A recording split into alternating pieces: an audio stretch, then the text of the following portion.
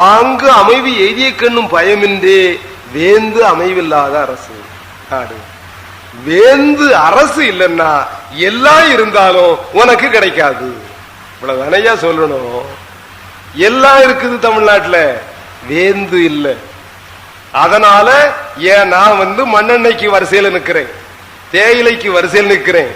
நான் விளையிற நெல்லு எனக்கு சொந்தம் இல்ல, நான் விளைவிக்கிற புல்லு எனக்கு சொந்தம் இல்ல, என் கல்வி எனக்கு சொந்தம் அல்ல, என் தமிழ் கல்வியில படித்தால் எனக்கு அது சொந்தமாகாது என்று சொன்னா அப்ப தமிழ் தேசம் தானே முக்கியம், ஆட்சி தானே முக்கியம்.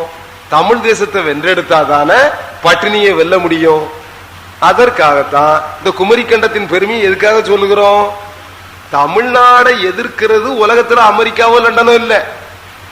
இந்த தமிழ்நாட்டினுடைய வடக்கு பகுதியில் இருக்கிற ஆரியன் இந்தியாவில் வடக்கு பகுதியில் இருந்து கொண்டு அவன் எடக்கு பண்ணுகிறான்.